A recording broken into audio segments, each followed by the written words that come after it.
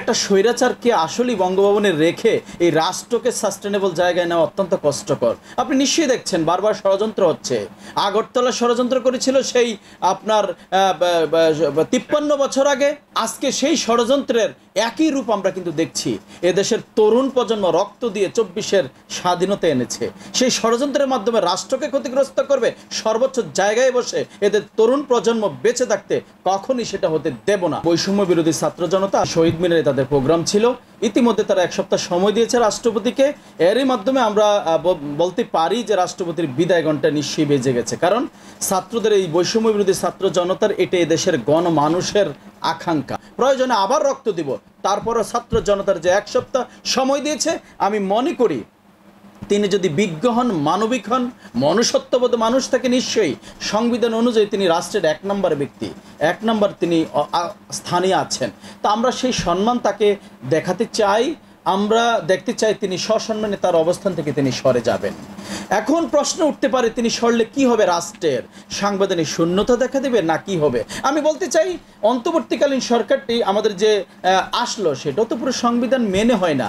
একটা রাষ্ট্রে যখন গণ অভ্যুত্থান হয়, গণবিপ্লব হয়, তখন সংবিধান মানলো কি মানলো না আসলে এটা বিষয় নয়। এদেশের 18 কোটি মানুষের চাহিদা প্রত্যাশা অনুযায়ী একটা আমাদের ইন্টারিম গভর্নমেন্ট এসেছে। তাই আমরা বলতে চাই আসলে রাষ্ট্রপতিকে আজকে তার অবস্থান থেকে সরে গিয়ে এই রাষ্ট্রের মানুষের ভাষা বুঝে তিনি সরে যাবেন। আমার কাছে মনে হয় এটাই সবচেয়ে উত্তম পথ।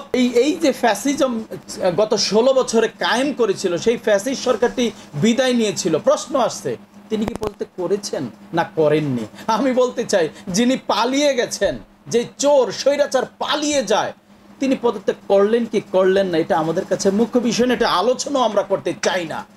আমরা এটাই বুঝতে চাই জনগণের দাওয়া খেয়ে এদেশের জনগণের ফালস বুঝতে না পেরে তিনি পালিয়ে গেছেন।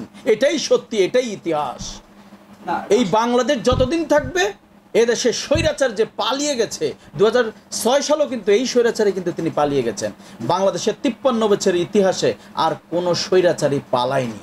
তাই এই ইতিহাস কিন্তু তিনি রচনা করেছেন।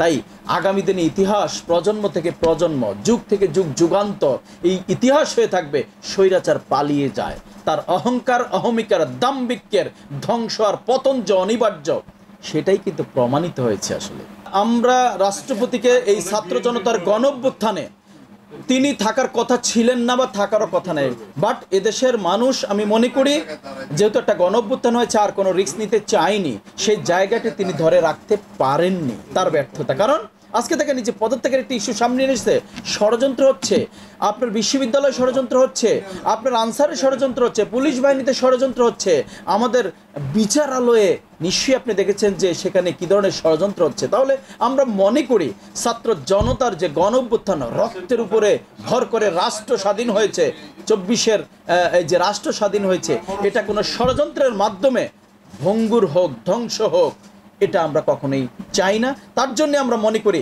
এই রাষ্ট্রপতি থাকলে আমাদের এই আগামীর বাংলাদেশ শুধু ধ্বংস না, আগামী প্রজন্ম থেকে প্রজন্ম ধ্বংস হয়ে যাওয়ার একটা সম্ভাবনা আছে। তাই আমরা মনে করছি এই রাষ্ট্রপতিকে রেখে ষড়যন্ত্রের জাল ধ্বংস করা কষ্টকর। তাই আমি মনে করি এই রাষ্ট্রপতিকে বিদায় নিতেই হবে, নেওয়া উচিত।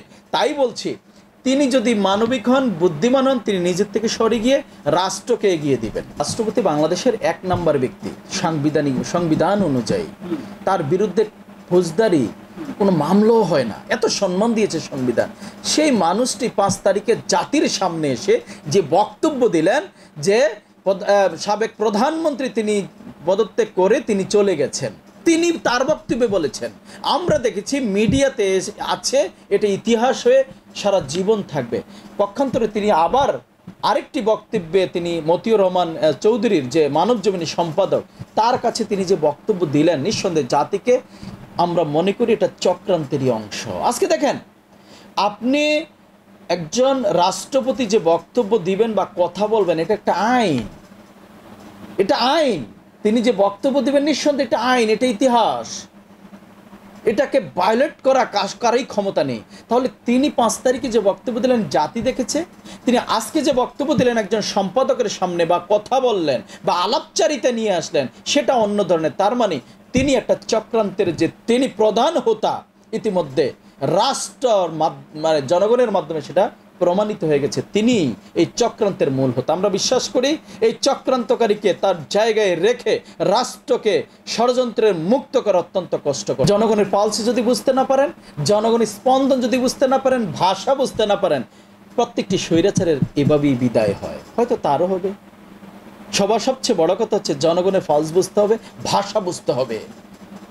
যুগে যুগে প্রতিদিন ঘন্টায় ঘন্টায় বছরে বছরে গণবিপ্লব হয় না, গণ অভ্যুত্থান হয় না। বাংলাদেশে 53 বছর পরে গণ অভ্যুত্থান হয়েছে। এইরকম 20-50 শতাব্দী পর পর গণ অভ্যুত্থান হয়।